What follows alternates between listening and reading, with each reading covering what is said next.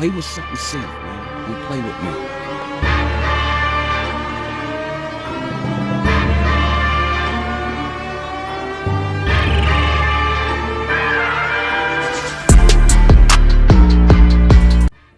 Alright, so as I was prepping to make the versus matchup of Darkseid versus Odin, I thought it would be easy, right? I'm like, I've read a lot of Odin, pretty much all that's necessary when it comes to how strong he is. And I know a lot about Darkseid, but just to make sure, went into Rebirth. Haven't read that much Rebirth, or when I did, it wasn't for power scaling. And so I got into Odyssey as recommended by my lawyer GB. And the story and scaling for Darkseid was nuts. And I believe it perfectly demonstrated how strong and how impactful true form Darkseid is. So instead of just making one versus battle, I feel like Darkseid needs his own video, and then Odin needs his own video because people sleep on Odin. It's horrible. But anyways, guys, before we get started, please check out the description. Follow me on Twitter. Subscribe to me on Twitch. Might go up on Twitch today as I watch a Grant Morrison interview.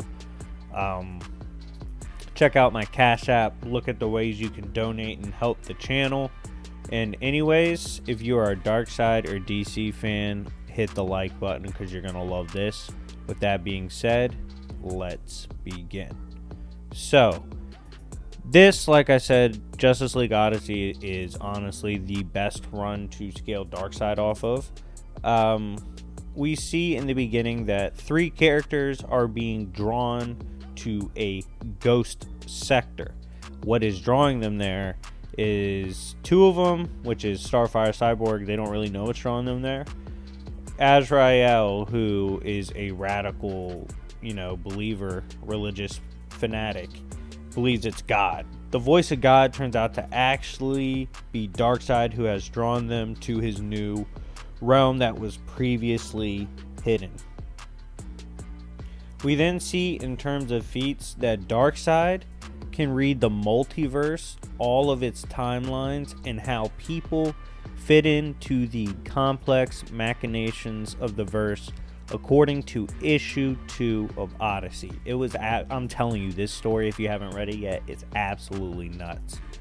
We then see that the Mother Box is just a tool to someone like Darkseid. It's really inconsequential.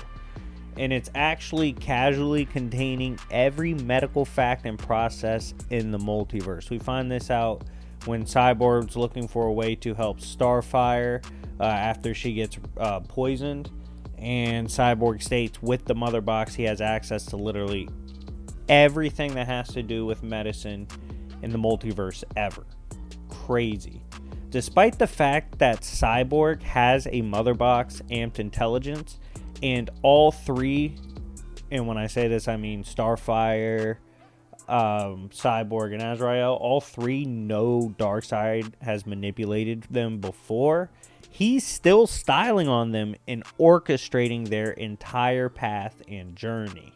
They still have no way to see that or prevent it, and they're unsure the entire storyline when he's actually interfering. Darkseid states that he hid some of his power and that is his contingency plan to neg the death of his people when creation is eventually completely eradicated. He had a plan to neg multiversal destruction. Cyborg then gets to see a glimpse of the truth, or at least what he perceives to be the truth, and states that Darkseid has manipulated them so that he can finally achieve full dominance of all things. What makes this even more wild, though, is that based on the description of this would actually just, like this amp, would just bring Darkseid to his true full power, which means his true full power gives him the ability to gain dominance eventually of all things. Darkseid, in a search to restore his power, Eventually, he's going to run into his ops. And when he does, he negs and wrecks prepped Brainiac defenses that can kill a new god with their blasts, according to Darkseid. Despite that ability, he negs it and keeps going and destroys them. According to Darkseid, breaking the universe in DC is above breaking space, time, and hypermath. Darkseid has done such things before and will do it again on an unquantifiably higher scale due to the fact that he's now operating on a much higher level due to creation, extinction level events. Apparently, also in this run, Darkseid can handle the power of complete totality of everything. He is also tanking the blasts that are worse than the blasts that reset him from New 52. Yes, and when I refer to totality, of course, I am referring to the Source, which in this storyline, they explain the Source is the most fundamental, basic, predating, whatever you want to call it. It's the OG of creative reality warping forces. Darkseid, it is revealed, will ultimately tank the deadly outerversal wave that eradicates all things in Oblique, including the likes of even the entire pantheon of true forms of the new gods. Darkseid is forced to deal with anti-life beings who feast on the dead gods and multiverses. They predate the dawn of existence and exist to eventually eat at the time of the end of existence. He is ambushed by them. Tanking it is kind of a stretch. I mean, he's hurt, but he does fight several times after that. So I guess you could say he tanked it, but still impressive. Darkseid then survived the sneak attack by the anti-life beings, as I said, and this was shown in the next issue when the group, including Jessica Cruz, stumble upon him. He then confirms, and it's confirmed by the group, that the Eschaton, which are the anti-light beings that attacked, are extra-dimensional. So it is confirmed they are not from this dimension or anything like that. They are way beyond that. Darkseid seems, as well, this is a durability feat and a combat feat. He's implied he's faced him multiple times before. This is impressive because they got the drop on him and stabbed him, and then they get stronger every time he beats them. And he had to fight them multiple times with those massive injuries. Because you got to remember, at this point in the story, Darkseid's heavily weakened, trying to get back to his normal power. Darkseid then says human thoughts and words can't possibly express what a fundamental cosmic force like himself truly is. The term villainy and all that it entails simply does not encapsulate what Darkseid truly is.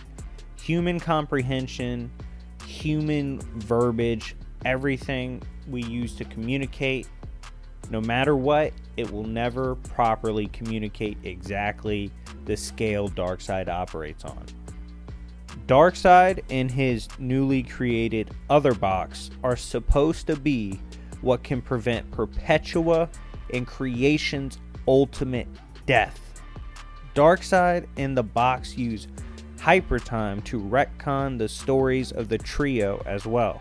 So he actually, one of the most impressive feats in comic book history, he retconned Starfire, Cyborg, and Azrael into relevancy. These people are not relevant, and he made them relevant. That is absolutely insane. He literally retconned their stories and turned them into new gods. Darkseid, at full power, can manufacture defenses against totality's destruction. It is in fact confirmed he was not bluffing, and he is capable of doing so. Darkseid said if he had been at full power, he actually could have negged the Source Wall's destruction and the Source blasting out. He literally said, yo, if y'all hadn't messed with me and I was at full power, I could have stopped this. He also states that what he's going to do once he gets back to his full true power is beyond what any hero or villain has ever done before. Hope you guys realize this includes y'all's favorite person to stand, Cosmic Armor Superman. It is confirmed by Azrael, who is giving a speech to a crowd, that Darkseid's creation of the Ghost Sector is powerful enough to endure the end of creation. So yes, the Ghost Sector, once fully powered up with the program, with the contingency plan, can indeed endure and escape multiversal destruction. The beginning of issue 11 of Odyssey does a great job at explaining how dangerous full-powered Darkseid is.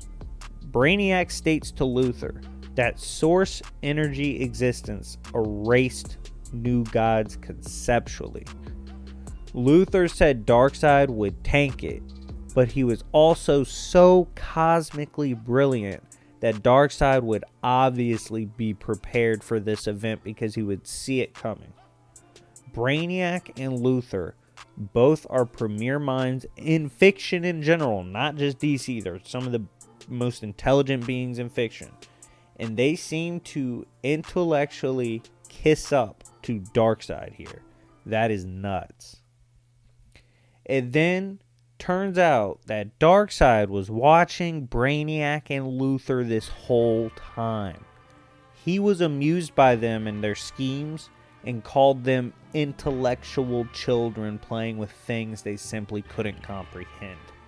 It was an absolutely savage flex. This whole run of comics is literally one big Darkseid flex. Darkseid then reveals that he created a safety boat so insanely powerful that it could exist and tank creation itself. So by virtue, it tanks anything that would end everything by just leaving. What I mean by that is it will literally just exit and go. It will remove itself from creation itself. So even if creation is destroyed, it doesn't matter because you're not going to reach it. It's just gone, and it will tank whatever and survive whatever. Darkseid then reviews with his Defiant team that this is a mutual cause. This whole time, Cyborg, Starfire, Jessica Cruz, who's actually just a tag along, she wasn't actually supposed to be there, and Azrael, they're all trying to resist Darkseid, and he's trying to tell them, yo, we fight for the same team as of right now. Obviously we won't later, but we do now. He wants to preserve life so that he can pursue his natural domination of it. If nothing exists, nothing can be dominated. What is crazy is Darkseid never considers his own health in this entire event. He is not worried about tanking a creation event. He's more worried about serving his fundamental purpose, which means clearly he believes he can survive the event. The godly intellect of Darkseid is once again reviewed in this run. Cyborg, even with a mother box, which has multiversal levels of intellect, can barely even begin to process Spelunkor, which is the process of getting Ghost Sector ready to tank the end of all things. He kind of implies it's just infinitely or insanely beyond his intelligence. This venture that he's describing seems mentally non-taxing so far for Darkseid. It's just a casual event for him. Cyborg then silently confesses that Darkseid is so far beyond human comprehension that in terms of dimensional, transcendental, and evolutionary ladders, he isn't even on the same ladder as the heroes and villains of the world. Even the mother box is nothing in comparison to the idea that is made living, which is Darkseid. Cyborg literally confirms that just basic math to Darkseid is beyond anything conceivable or comprehensible to the human mind. Cyborg was only barely able to do the math. The ability to do so entirely came from Darkseid simply allowing him to. No human could have done what Cyborg did intellectually by doing math that Darkseid was doing. This is insane because Batman has literally outpaced an 11th level intellect in Brainiac before, a multiversal intellect. Darkseid confirms that his actions are operated upon on a level far beyond the reaches of ideas like abstract things like emotions. It's irrelevant to the causes he works for. Darkseid then confirmed that he retconned Victor Stone, aka Cyborg, casually into being a being that will serve as a new god. He states reality becomes what Darkseid simply needs it to become. Darkseid rewrote Victor Stone to be the coder of creation. He also rewrote Starfire to be the fire of creation. Both of these powers and concepts get fodderized by Darkseid as he starts regaining his true form power. Darkseid then detaches the Spelunker from reality and the multiverse and breaks off. While developing his power, he explains how death, and then even the higher conceptual cosmic death, cannot even claim him. He simply endures. Anyways, guys, thank you for watching. I hope if you didn't respect it before, you have a newfound respect for how strong true form Darkseid is. He's beyond even higher outerversal cosmic conceptual death. He endures it. Tanked Source exploding straight in his face. He simply operates on a higher level than anything we could conceive or comprehend, and that makes him absolutely dangerous. But will it be enough to beat true form Prime Odin? Thank you guys for watching.